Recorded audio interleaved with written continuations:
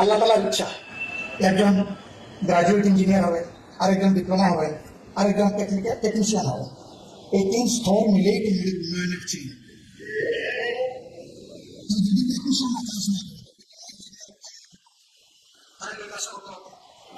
আমার ডিপ্লোমা ইঞ্জিনিয়াররা যদি ফিল্ড লেভেলে টেকনিশিয়ানদেরকে প্রপার সাপোর্ট না দেয়, তাহলে গ্রাজুয়েট ইঞ্জিনিয়ার যারা, তারা কি বাকিটা সব ক্লিয়ার হতে পারবে?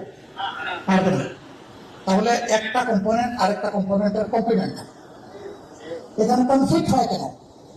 এখানে তো কমপ্লিমেন্টারি হবে, কনফ্লিক্ট হবে না। কিন্তু আমাদের হয় কনফ্লিক্ট। এই রিকগনিশন মানি না, ওই রিকগনিশন মানি না। ভাই আপনি উপরের দিকে উঠেন, আরেকজনকে লাঠি মেরে নিচে নামাইয়েন না।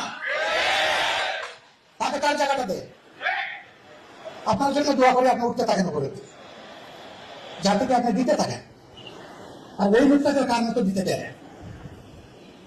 আমরা আপনাদেরকে